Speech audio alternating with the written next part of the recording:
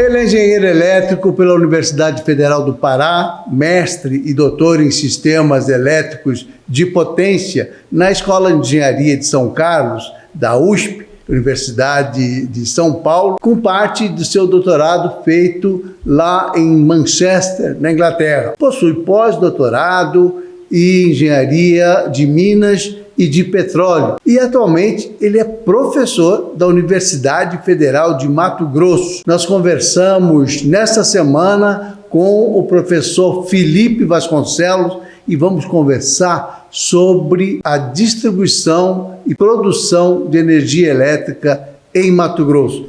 Professor Felipe, seja muito bem-vindo ao programa Nossa República. Muito obrigado por ter aceitado o nosso convite. Mauro, é com grande satisfação que hoje eu estou aqui com vocês e com seus telespectadores. Para mim é com muita alegria que eu venho aqui para poder compartilhar um pouco do meu conhecimento sobre energia, para a gente falar um pouco do estado do Mato Grosso e como a gente pode trabalhar todas essas questões, tanto para os clientes quanto para a própria Energisa e para a concessionária. Esse é um assunto que interessa muito, porque Mato Grosso é um estado que se desenvolve a taxas bastante aceleradas, né? Com crescimento econômico, com processo de agroindustrialização, mas há 20 anos atrás, talvez até menos do que isso, a gente convivia com os motores elétricos, os geradores elétricos que alimentavam as cidades no interior do estado, sobretudo no Nortão. Uma energia que funcionava até 10 horas da noite, depois parava, ia retomar no outro dia de manhã, enfim, era uma vida difícil e era um dos grandes entraves aí para o desenvolvimento econômico do estado. Isso foi equacionado lá no governo Dante Oliveira, que aliás está comemorando aqui nesse mês de agosto desse ano, os 40 anos do movimento Direta Já. A gente aqui em Mato Grosso deve muito a Dante. Aliás, o Brasil inteiro. Mas eu gostaria de focar o seguinte: essa situação de carência energética que a gente viveu, você que chegou aqui em 2022, essa carência energética que a gente vivia nos anos 80, nos anos 90, e antes disso, claro, ela existe ainda? Está totalmente superado, está parcialmente superado? Qual é a realidade da produção de energia em Mato Grosso, professor? Maravilha, muito bem pontuado, Mauro. Hoje, o estado do Mato Grosso ele tem uma posição estratégica nacional. Primeiro, dado o crescimento que o estado vem apresentando em toda a nação, inclusive com PIB per capita ultrapassando São Paulo, que já vem como uma grande potência, e todo esse crescimento econômico demanda, sim, mais energia. Então, quando a gente fala na questão energética do estado, Mauro, é interessante porque no estado do Mato Grosso, hoje já se produz aproximadamente 10 mil gigawatt-hora de energia e se consome 6.500. Essa é uma realidade na qual parece que o estado se encontra numa condição saudável, tranquila, e que é possível o estado manejar essa energia para o seu próprio consumo. Só que existem algumas outras questões que vão além da própria produção. Então, a gente consegue perceber, por exemplo, que aqui no Mato Grosso existe já uma forte dependência do estado por energias que são renováveis, o que é um grande trunfo para nós. Então, a gente tem uma parcela de contribuição hídrica bastante expressiva, tem também o bagaço da cana, do milho, da biomassa, sendo produzida por meio desses resíduos orgânicos, onde a gente identifica que períodos de seca, como o que ocorreu ali no ano de 2021, podem ser períodos que agravam um pouco mais a situação do estado. Então, embora o estado hoje, em termos de produção e consumo, tenha uma aparente operação saudável, a gente percebe que, principalmente em regiões ali no nortão do estado, existem regiões onde há, sim, falta de energia. E essa falta ela precisa ser bem pontuada, ela precisa, sim, de ações políticas públicas, ações do próprio Estado, das próprias entidades e das cooperativas, e também contribuições regulatórias para facilitar o acesso dessa energia. Um ponto importante também, Mauro, só para finalizar essa resposta, é de fato, sim, as possibilidades que as energias alternativas, com destaque à energia solar, vem trazendo aqui para o Estado. E penso que isso aqui a gente pode aprofundar um pouco ao longo da nossa entrevista. Sem dúvida, professor. Eu queria, antes da gente entrar nessa coisa da produção de energias renováveis, a gente tem hoje produção de biodiesel, a produção de energia a partir da cana-de-açúcar, do bagaço. A gente tem uma perspectiva grande na energia solar, como o senhor mesmo falou, mas nós temos ainda deficiências pontuais. Eu vou citar um exemplo. Nós tivemos aqui o Festival de Inverno em Chapada dos Guimarães, onde a gente sabe que durante esse período do festival você tem um consumo de energia que é maior do que aquele que abastece a cidade normalmente, e isso traz problemas, né? Traz problemas, assim, não só para as operadoras de telefonia, mas traz problemas para os próprios moradores que ficaram sem energia em diversos momentos ao longo do festival por conta dessa carga. Isso tem a ver com um problema de planejamento do fornecimento de energia, ou tem a ver com, enfim, como não ter energia suficiente para atender essas demandas que são pontuais, sazonais? Essa é uma ótima pergunta e é importantíssimo a gente fazer esse esclarecimento. Aqui, Mauro, existem algumas questões. Então, existe primeiro algumas questões técnicas associadas à localidade, com a qual, sim, existem alguns desafios relacionados a esse planejamento. Então, um planejamento bem feito, uma vez que já se sabe que esses eventos ocorrem periodicamente, eles podem, sim, mitigar e até evitar esse tipo de interrupção, esse tipo de falha de energia, ou até algumas regiões que ficam desabastecidas, seja pela falta de energia, onde há falta também de água, e isso causa uma série de transtornos.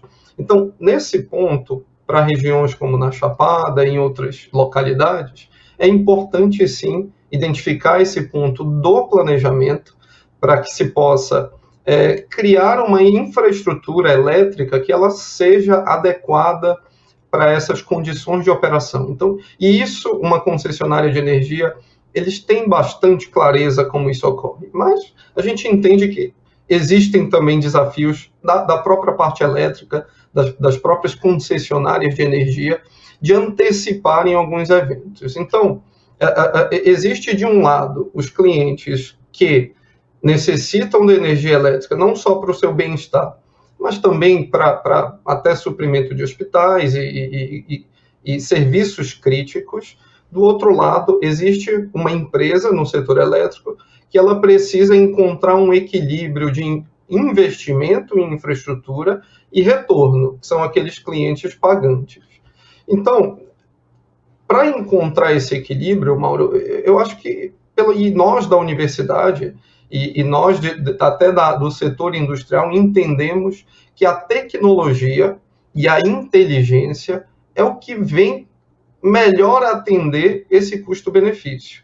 Então, trazer soluções com mais altos níveis de tecnologia, com desenvolvimento de softwares, desenvolvimento em parceria com a indústria, de todo um conjunto de soluções para prevenir esse tipo de interrupção, é algo que nós estamos disponíveis e que sim, já pode ser feito hoje. Essas tecnologias, elas existem, desde medidores inteligentes, desde geradores para colocar próximo aos pontos de consumo, desde geradores solares fotovoltaicos, baterias, mesmo geradores diesel, onde se cria um ambiente, uma infraestrutura elétrica com a qual o risco dessa interrupção se torna quase nulo. Então, é fundamental, sim, se aproximar das entidades que investigam, que propõem novas soluções e, de fato, investir nessas soluções.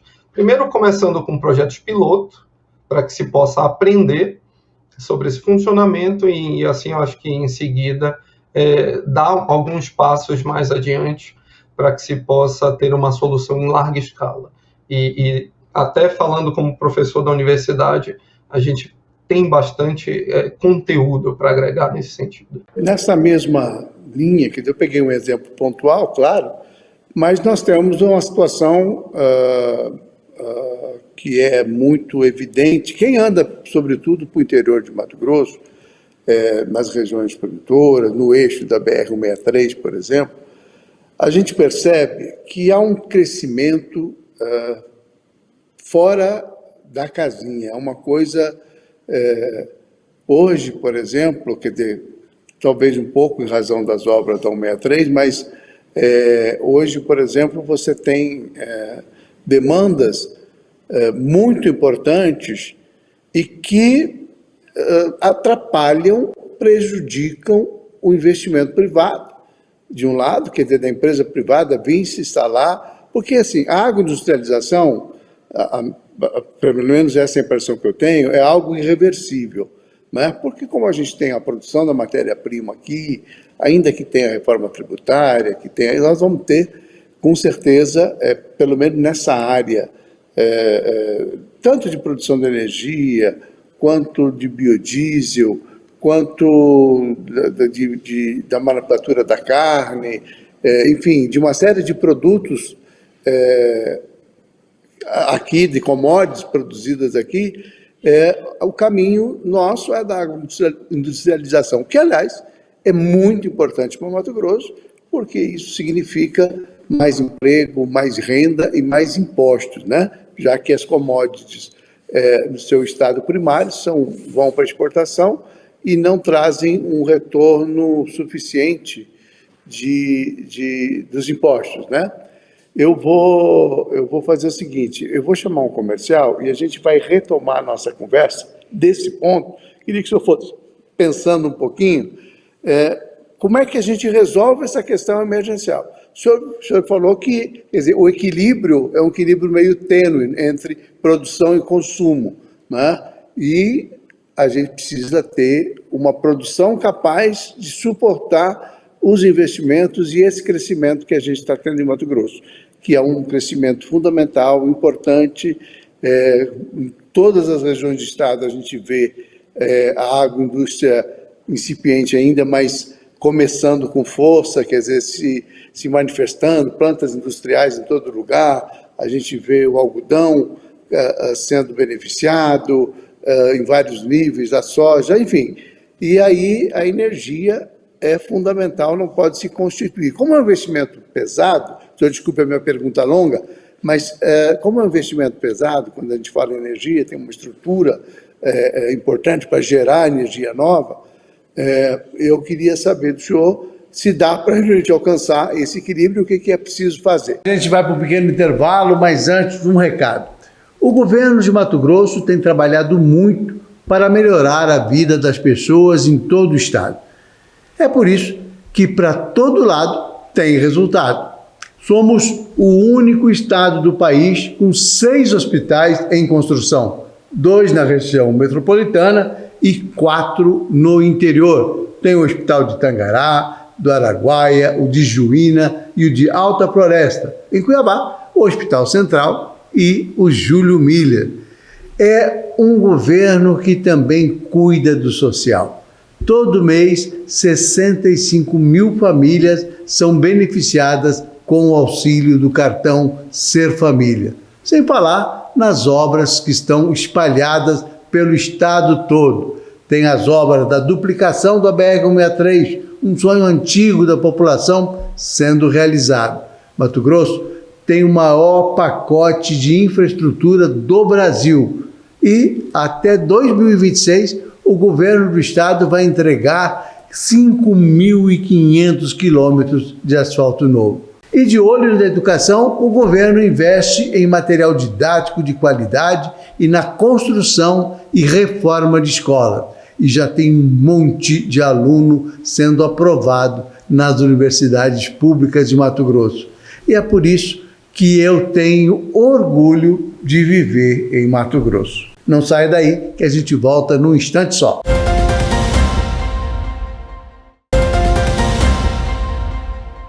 Nossa República desta semana conversa com o professor, doutor da Universidade Federal de Mato Grosso, Felipe Vasconcelos. E o tema da nossa conversa é produção e distribuição de energia nesse Mato Grosso que cresce a passos largos, né? Sobretudo no que diz respeito à sua industrialização.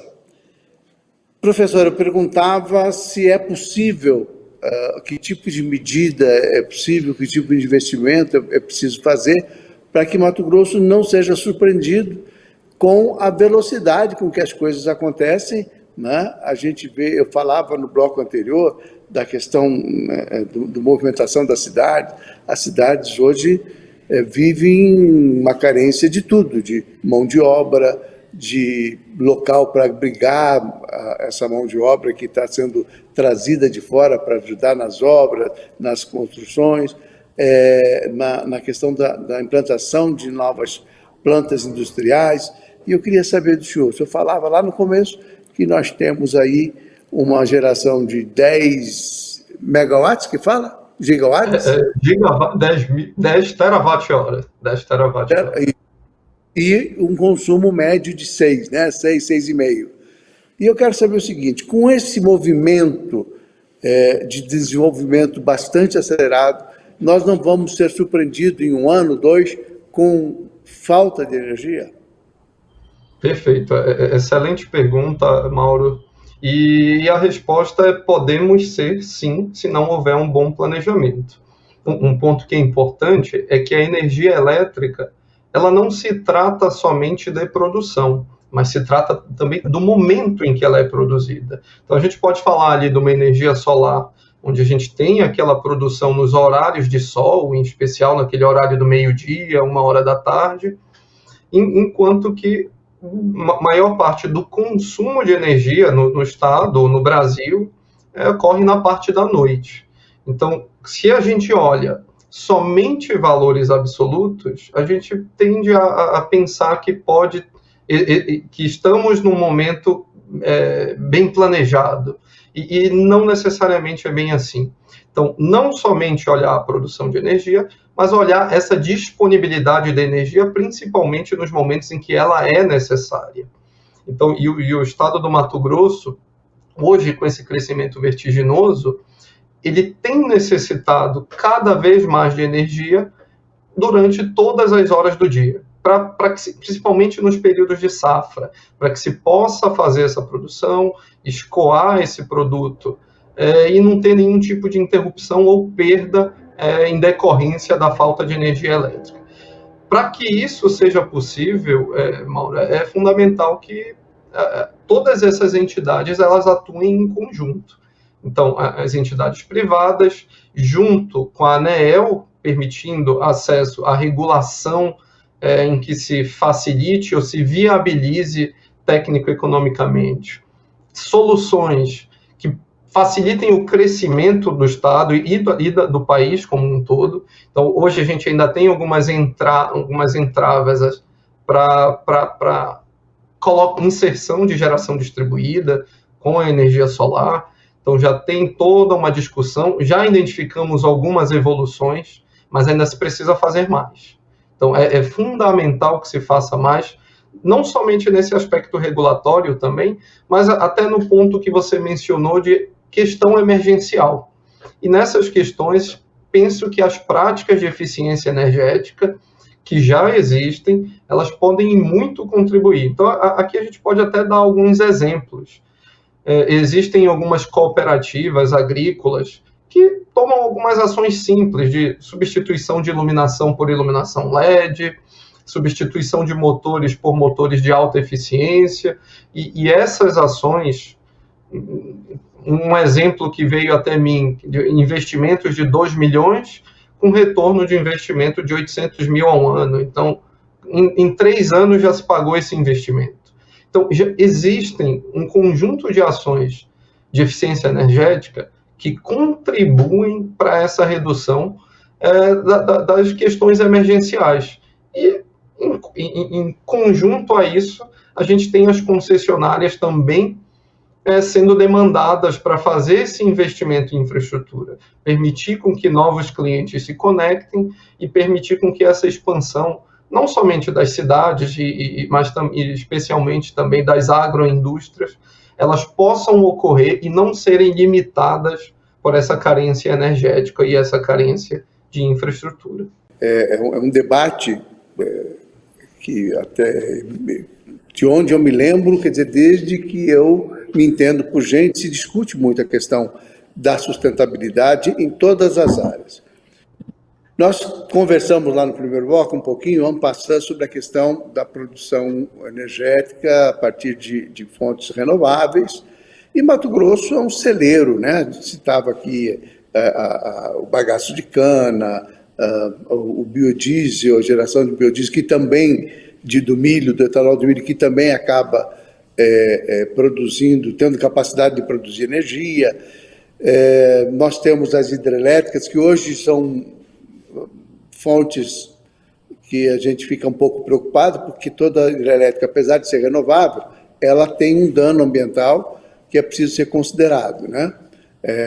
As pequenas centrais hidrelétricas e tal, precisa ser considerado porque há um dano ambiental. Mas Mato Grosso tem, nesta onda, a partir do princípio, o Estado tem cerca de 60% do seu território totalmente preservado, que a gente tem a possibilidade de crescer muito sem destruir esse manancial aí de natureza, né? Sem precisar derrubar mais árvores, enfim.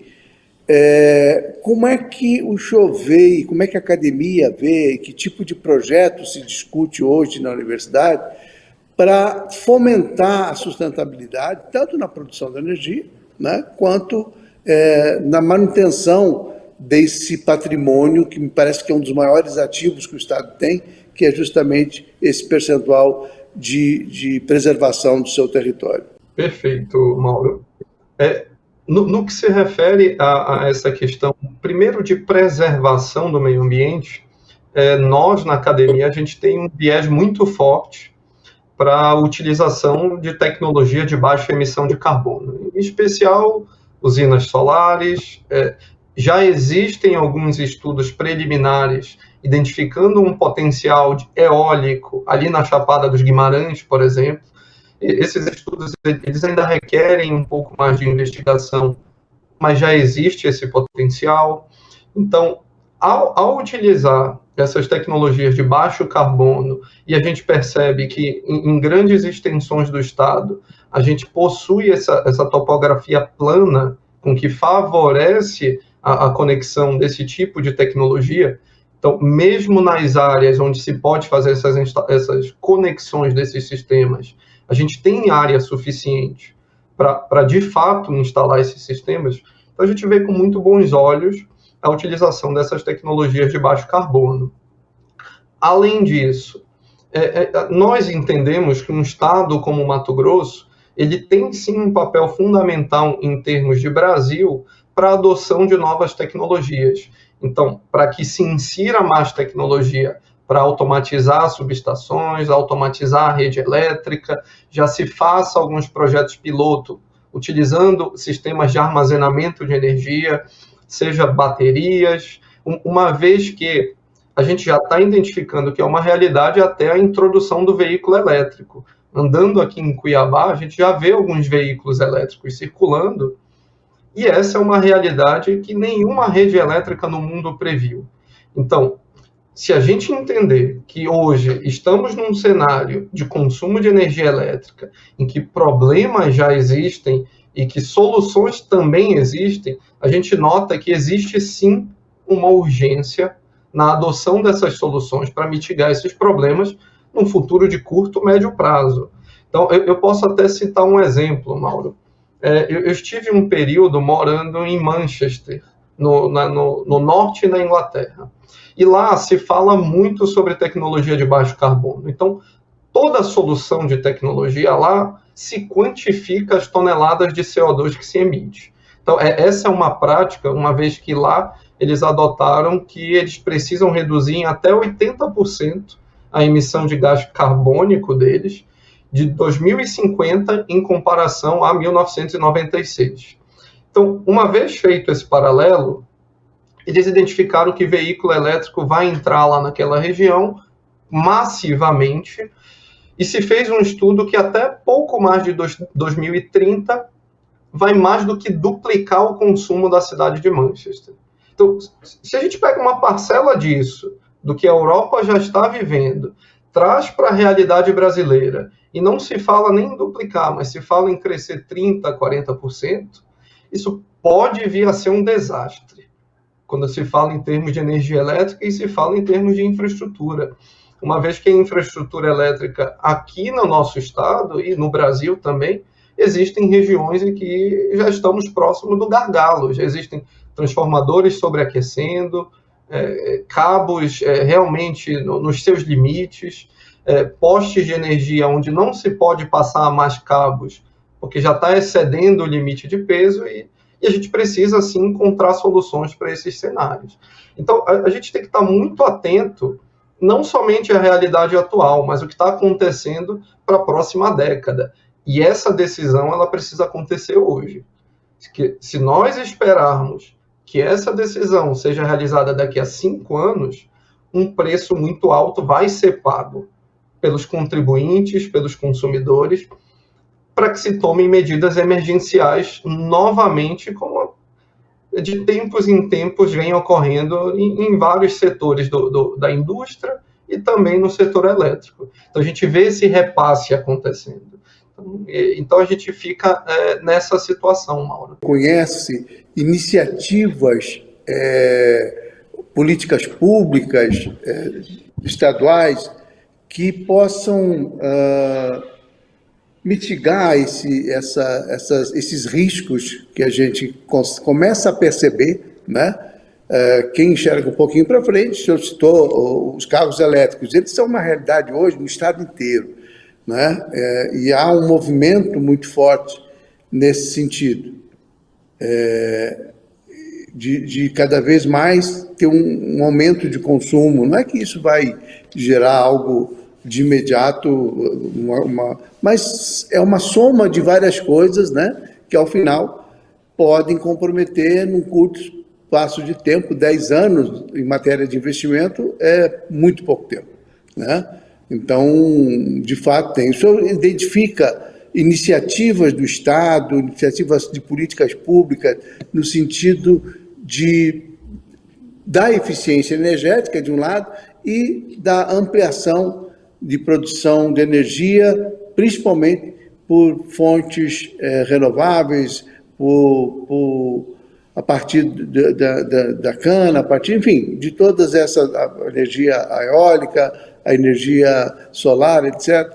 O senhor identifica que há alguma preocupação nesse sentido? Perfeito. Mauro, essa preocupação sim existe, e de fato existem algumas iniciativas federais e algumas iniciativas estaduais, onde se identificam-se esses desafios futuros, e a gente pode até citar, né, nesse ano de 2024 foi previsto um investimento de 40 bilhões de reais em linhas de transmissão. E essas linhas, ao interconectarem mais o Brasil, elas vão permitir com que esse fluxo de energia ocorra de maneira mais saudável e, de fato, reduza as interrupções para o consumidor final. Além disso, existem também algumas iniciativas também da Agência Nacional de Energia Elétrica em busca de facilitar, em algum grau, a inserção dessas fontes renováveis, em especial energia solar e eólica, que hoje também já se encontra um tanto desafiador para quem quer colocar, já que existem algumas questões técnicas que precisam ser sempre verificadas, mas existe sim uma iniciativa, existe sim algum interesse regulatório para que isso aconteça. Do outro lado, esse interesse ele precisa ser um pouco mais acelerado. Alguns especialistas eles podem entender dessa forma. Então, a gente identifica que o Brasil hoje, e em especial aqui o estado do Mato Grosso, está numa região central do país, hoje tem uma capacidade de escoar não somente produção, mas também energia, mas ainda pode sim estar melhor conectado aos seus vizinhos e pode ter uma infraestrutura mais robusta e permitir com que regiões, não somente aqui a região de Cuiabá, da capital, mas regiões por todo o estado, eles tenham sim um abastecimento de energia compatível com aquela região, e onde não se pode visar somente as questões financeiras envolvidas. Se deve também ponderar, acho que com uma prudência um pouco maior, toda a questão social dessas regiões que têm uma capacidade limitada de abastecimento e que, por vezes, ficam desabastecidas. Então, a gente ouve relatos de pessoas que moram na fazenda, quando tem uma interrupção, essa interrupção dura mais de 15 horas para que se haja um restabelecimento. Se compreende o desafio, e isso é fato. É um desafio, de fato, dada a extensão do Estado. Mas, de outra maneira, é importante se adotar soluções inteligentes para que se reduza essas 15 horas, uma vez que essas 15 horas elas podem, sim, agravar toda a situação, ou até uma questão de saúde, ou até uma questão emergencial das famílias que ali residem, porque há casos em que as equipes se deslocam até o local, identificam um problema, mas não possuem os equipamentos para fazer a manutenção, precisam retornar à base para que depois possam ir novamente. E tudo isso gera uma questão social, gera um prejuízo que ele vai além do financeiro, ele é um prejuízo realmente social e que pode sim ser mitigado. Então, essas questões aqui no Estado, a gente tem um conjunto de oportunidades muito grande, Mauro, para que a gente possa desenvolver soluções baseadas no que a gente chama na academia de microgrids, regiões onde se crie uma autossuficiência energética, onde se facilite o acesso dessas equipes para que se faça uma manutenção adequada, onde você incremente toda essa observabilidade de tudo que acontece em todo o estado, não somente nas grandes regiões onde estão os grandes centros de consumo, e assim se de fato consiga melhorar a vida das pessoas, uma vez que tudo está atrelado ao uso da energia elétrica hoje. Então, até para concluir aqui, Mauro, tem um exemplo em Lucas do Rio Verde, onde foi feita a implementação de um sistema de automação. Um sistema desse foi capaz de reduzir em 20% o consumo de energia daquela mesma instalação. Então, muitas vezes é também identificar onde estão os desperdícios, onde estão as inconsistências, que tipo de incentivos o Estado, a Federação pode oferecer para, de fato, que as pessoas contribuam para reduzir esse risco iminente de interrupção de energia. Então, todas essas questões, acho que elas precisam ser, sim, discutidas e precisam, sim, ser trabalhadas para que se chegue a uma solução. Professor, a gente vai para o nosso último intervalo, antes do último bloco, e eu quero já deixar o senhor pensando que é a questão do clima. Até que ponto o clima pode ajudar ou atrapalhar a produção de energia em Mato Grosso, quer dizer, tendo em vista o que nós estamos vivendo hoje. Pessoal, muita atenção para esse recado. Estamos passando por um período crítico de seca em Mato Grosso e, por conta disso, o risco de queimadas está mais alto do que nunca. Com a vegetação seca, o fogo se espalha em um piscar de olhos e pode causar danos irreparáveis ao meio ambiente e às nossas vidas. O governo de Mato Grosso está equipado, monitorando o estado e intensificando as ações de combate, mas precisamos da sua ajuda. Não faça incêndios florestais, não seja você o responsável por destruir nosso Cerrado, Amazônia e Pantanal. Se presenciar algum foco, denuncie. Ligue 193. Quem provoca incêndio comete crime, pagará multa e é processado. Contamos com você. Governo de Mato Grosso. Não saia daí que a gente volta já num instantinho só.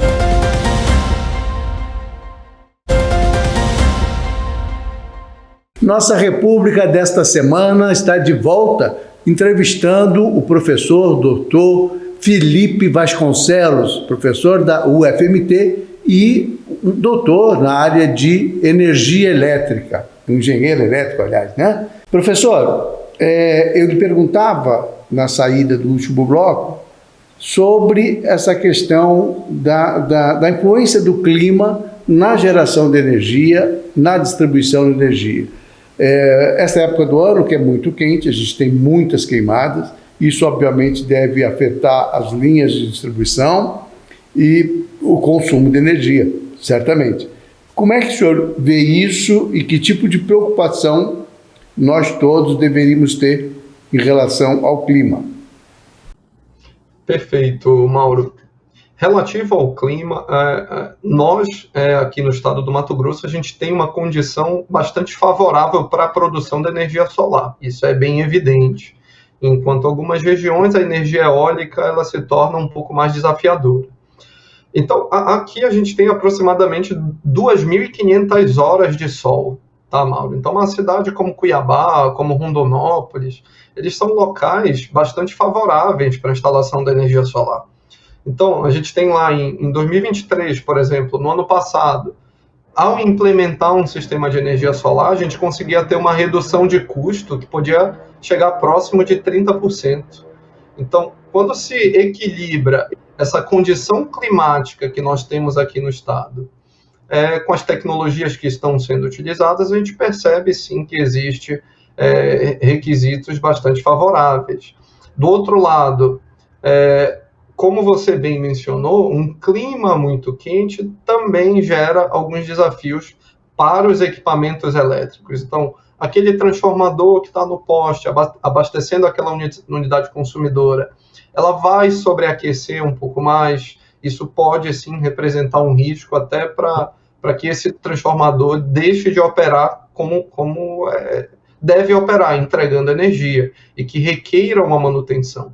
Então, períodos mais quentes são períodos para uma concessionária de energia que é mais desafiador fazer essa transmissão da energia, uma vez que esses ativos estão mais sobreaquecidos. De outro modo, é um período em que a gente não tem tanto problema ocasionado como os problemas que decorrem das chuvas. Então, aquele período de chuva forte, a gente tem bastante chuva que pode até mesmo derrubar um poste de energia, que pode derrubar galhos sobre as linhas de distribuição e ocasionar curto-circuito, ocasionar falhas. Então, de um lado, a gente tem esses períodos chuvosos causando problemas, dadas as velocidades do vento e da própria chuva. Do outro lado, a gente tem um período mais seco, mais quente, onde esses equipamentos sobreaquecem e tem um pouco mais de cuidado no que se refere ao próprio planejamento da operação durante esses períodos. Então, a gente pode falar até, Mauro, ali na UFMT, a gente já tem um conjunto, uma unidade geradora que supera 1 megawatt de produção de energia.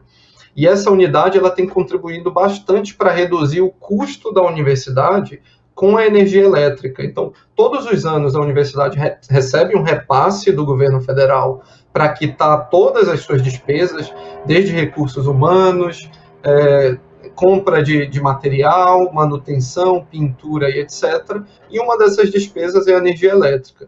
Então, foi pensada a instalação, e nós lá do Departamento de Engenharia Elétrica temos uma contribuição bastante ativa também, né, na operação e manutenção desse sistema, contribui para a redução da energia elétrica. Então, uma experiência como essa, ela deve sim ser incentivada para as indústrias, para as residências, e em especial para as zonas rurais também, que são as zonas que mais sofrem na ocorrência de uma interrupção. Então, é quando um poste de energia cai e a gente tem, às vezes, até mais de um dia para que haja esse restabelecimento dessa energia. Professor, a gente falava desses impactos todos, enfim, da produção de energia solar, mas é algo que ainda não está exatamente acessível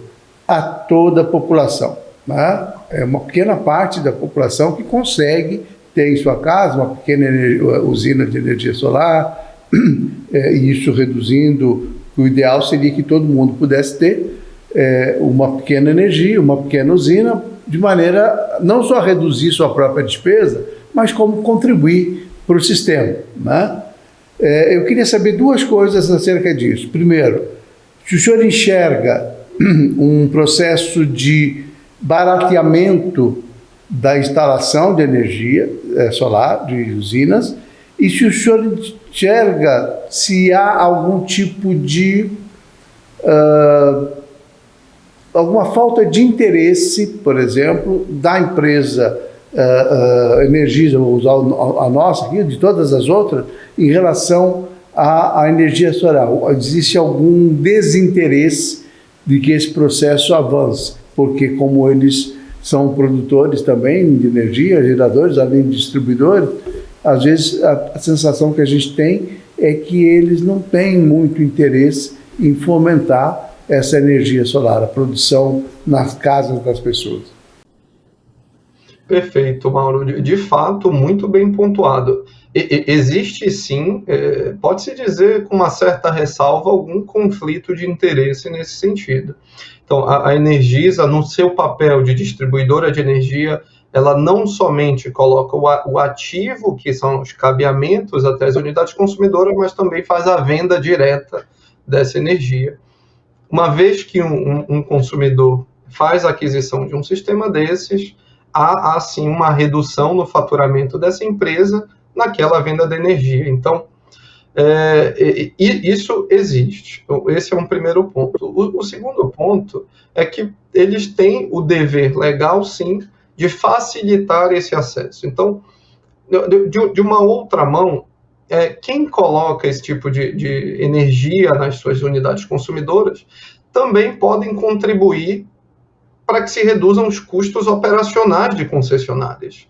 Então, uma vez que você coloca de maneira pontual aquela energia, aquele cabo que leva essa energia até essa unidade consumidora, ele está sendo menos exigido ao longo do dia.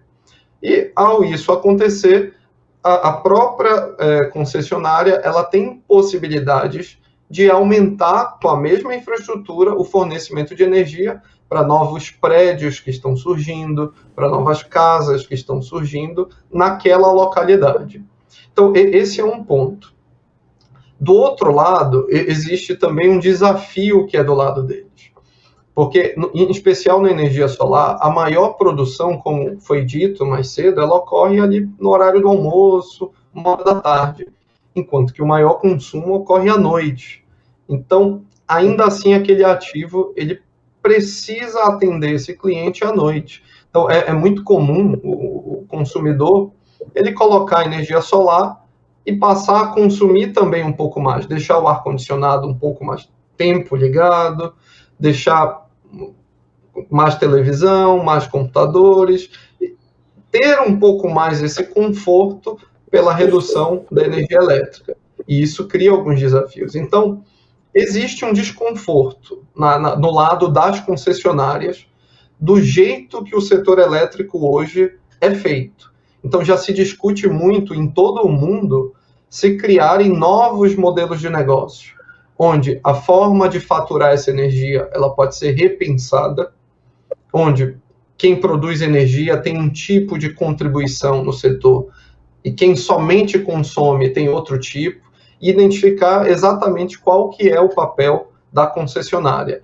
e como ela recebe essa energia. Então, essas discussões elas já são fomentadas há pelo menos uma década, já existem alguns avanços nesse sentido. Então, eu posso citar um exemplo ali no estado da Califórnia, nos Estados Unidos, onde já existem alguns avanços regulatórios nesse sentido, e pode acontecer em algum grau da Energisa ela usar os mecanismos legais para identificar fragilidades, identificar acessos onde os consumidores querem fazer, em que o consumidor, de alguma maneira, se sinta lesado por não ser capaz de fazer a conexão desse sistema.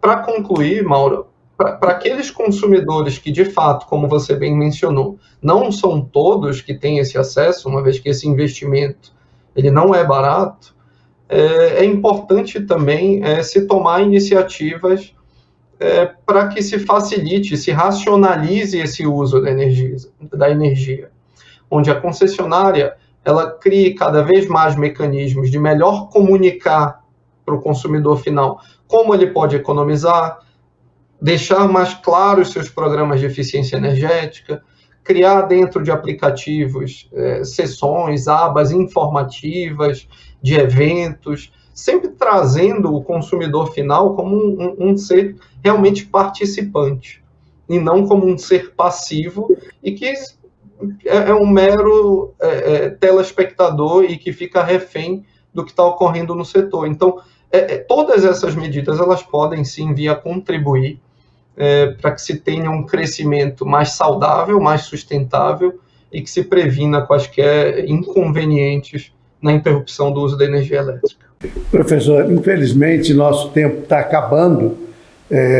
Na verdade, nós já extrapolamos um pouquinho na soma dos blocos, mas assim, eu não posso deixar de lhe perguntar da viabilidade, não sei se isso já foi pensado na universidade, da viabilidade de se estimular a implantação de um programa social que consista na geração de energia, quer dizer, que aquelas famílias que fazem parte daquele cadastro único, do Bolsa Família, etc., serem contempladas pelo Estado ou pela União com pequenas micro-usinas que sejam capazes de gerar energia e reduzir o custo da energia para essas famílias nessas casas. Seria uma política interessante? Sem dúvida nenhuma, Mauro. E, nesse sentido, nós na universidade já temos algumas iniciativas fomentadas por meio de projetos de extensão, onde a comunidade acadêmica, docentes e discentes, eles se mobilizam para a criação de projetos que atendam à sociedade. Então, existe um projeto em andamento hoje por um dos colegas dos professores, com os quais eles vão em alguns estabelecimentos públicos e privados, como escolas, como pequenos hospitais, UPAs, primeiro para fazer um laudo elétrico daquela instalação elétrica. Como que está a segurança daquela instalação? Quais são as demandas? E já foi identificado um conjunto de problemas muito graves.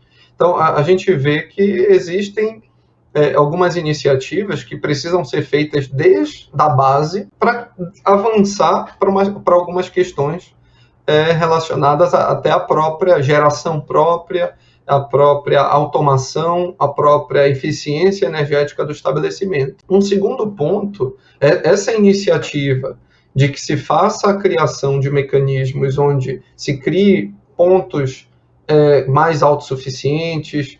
Existem algumas iniciativas nesse sentido, federais e estaduais. Só que a universidade ela tem um papel muito importante também de atuar. E até deixo esse convite que os professores da universidade estão abertos e muito disponíveis para atender a essas demandas. É de interesse da sociedade, é de interesse da comunidade acadêmica que a gente esteja dando esse suporte para esse tipo de iniciativa. E entendo, sim, como uma iniciativa extremamente benéfica e que traria tem uma justificativa estadual, federal, que ela é muito plausível e que ela precisa, sim, ser fomentada, precisa ser discutida e a gente precisa identificar isso na nossa sociedade, não somente aqui na região metropolitana de Cuiabá, mas por todo o estado. E nós aqui na universidade, junto com as parcerias, a gente consegue atender a essas demandas e dar suporte a essas demandas. Então, seria de muito bom tom iniciativas nesse sentido, Mauro. Tá certo. Professor Felipe Vasconcelos, obrigadíssimo por sua participação aqui na nossa República. O programa está sempre aberto para a nossa universidade, sobretudo no que diz respeito às áreas de extensão, de pesquisa, porque a universidade cumpre um papel fundamental no desenvolvimento das comunidades, da sociedade, em todas as áreas. Então, a gente fica feliz de ver que a universidade está se preocupando com um tema tão relevante como esse da energia elétrica. É só lembrar que há pouquíssimo tempo atrás a gente vivia numa situação de penúria, de 10 horas da noite, muitas cidades ficarem totalmente sem energia, porque era preciso desligar o motor movido ao caríssimo óleo diesel. Professor, obrigado, conte sempre com o programa e nós vamos ficando por aqui. Até a próxima semana. Um grande abraço a todos.